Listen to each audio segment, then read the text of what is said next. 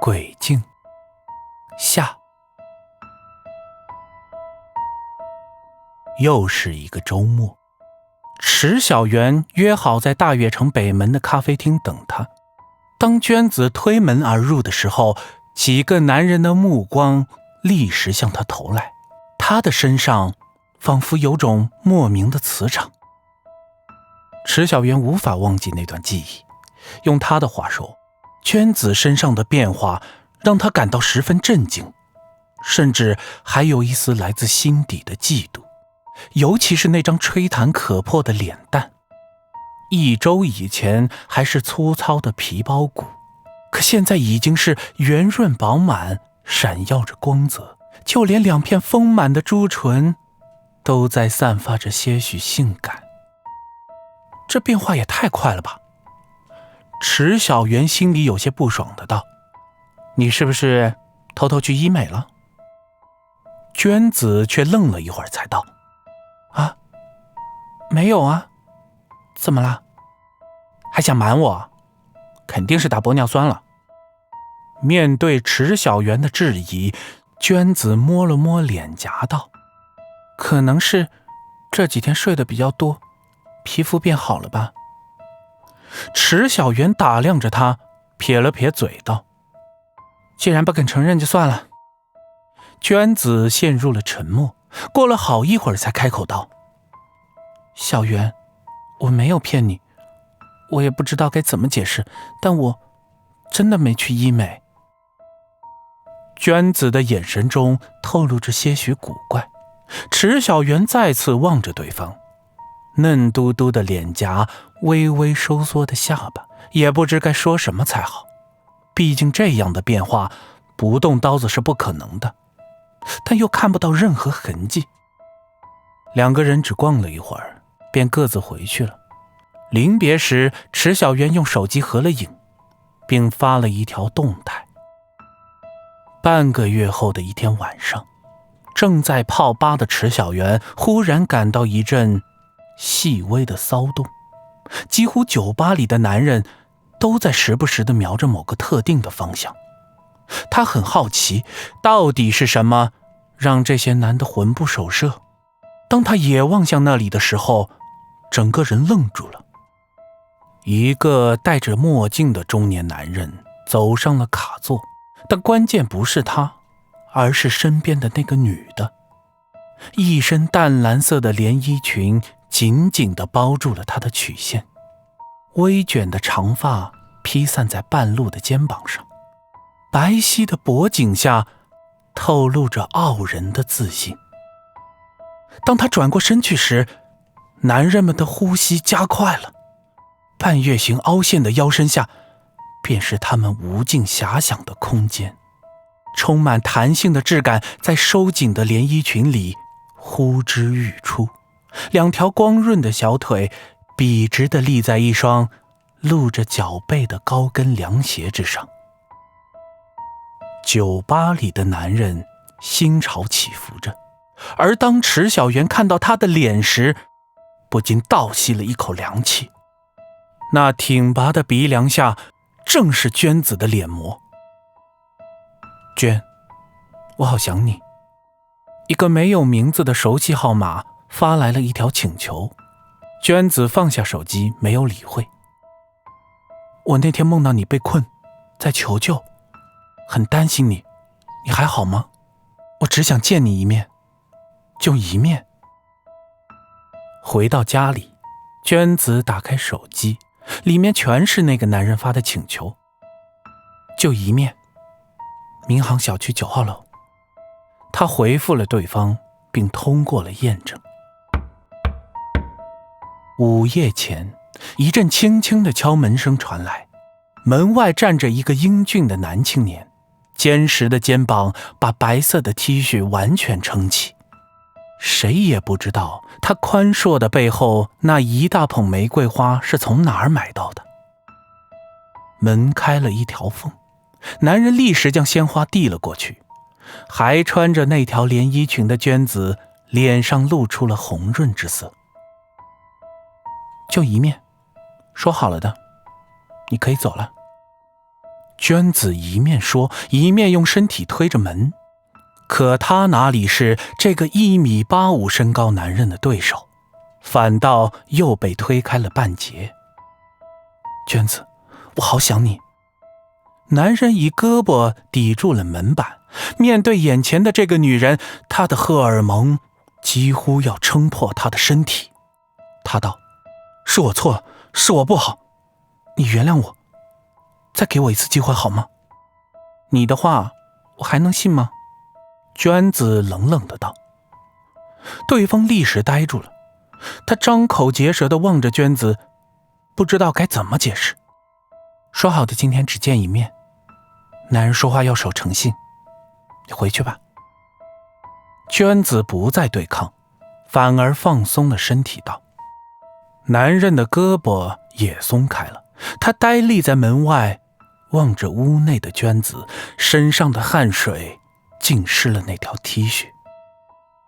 男人默默走后，娟子锁好了门，她将灯关上，坐回了床边，望着镜子里的女人，露出了邪魅的一笑。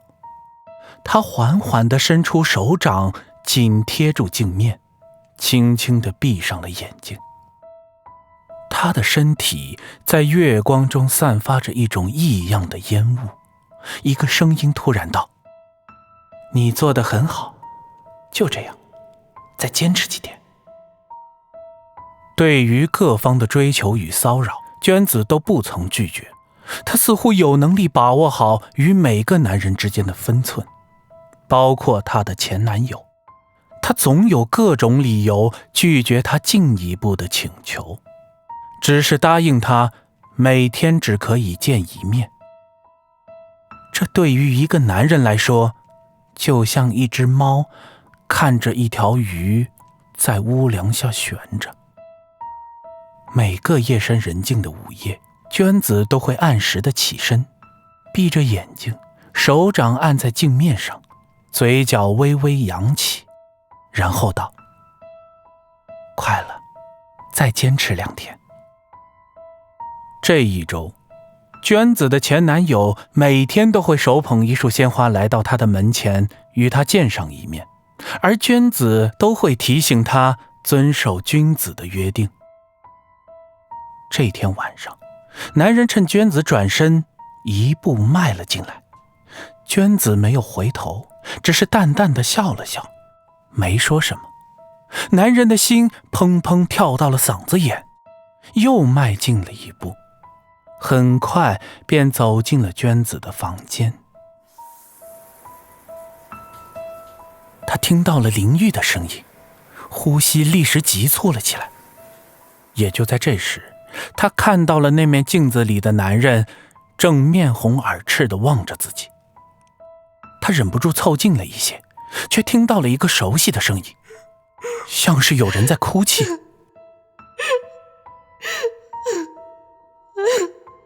男人正想转过去看一眼镜子的背面，身后的一个声音突然道：咦，你怎么还在这里？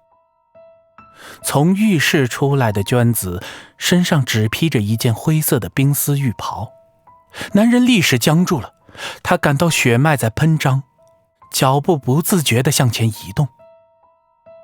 你让我给你机会，我给了，现在是证明你的时候了。娟子双手自然垂下，道：如果你想让我再次相信你，请你明天再来吧。男人差点没把自己的嘴唇给咬破，他隔着几步远都可以嗅得到娟子身上散发出的香味。为了证明自己，他深深地吸了一口气，轻轻地走下了楼梯。对，就是这样，就快要成功了。黑暗中，一个鬼魅般的声音有些激动地道。娟子闭着眼睛，嘴角忍不住地向上扬起。次日晚，男人精心地打扮了一番，高大帅气的身体后依旧是一捧玫瑰花。房间的门开了，里面的光线很暗，男人笑了笑，关上了大门。他一把抱住娟子，紧紧地抱着，贪婪地嗅着她身上散发出的香味。而娟子只是面带微笑地望着他，他最受不了这样含情脉脉的眼神。满月之夜的月光透过窗台进入了房间，洒在了地上、床上以及娟子光滑的后背上。娟子忍不住大叫了一声，双手按在了镜面上，镜子猛地一阵晃动，娟子的身体也跟着瑟瑟发抖。男人忙问她怎么了，只见她缓缓地抬起了头，望着镜子中的自己，却露出了淡淡的一笑，低声道：成功了，终于出去了。男人没有听清楚他说了什么，想了一会儿道：要不你搬出去吧，我们还住在一起。娟子的手慢慢地从镜子上滑落，她穿上衣服，从男人的衣袋里取出一支烟，她握着手机道：喂，多谢了，白姐，明天你把房子租出去吧，我出来了。第二天，搬完了行李，房间里又回到了1个月前的样子。那面古木纹路的镜子依旧靠在床边。那个自称是房东的女生推开了房门，缓缓地走到床边，望着镜子摇了摇头。姑娘，祖母跟你说了，不要带男人回来，才1个月啊。唉。女生叹了一口气，接着道：怎么，你也要我帮你找一个合适的吗？镜子似乎颤动了一下，一个精瘦的女生望着镜子外，流下了无声的泪水。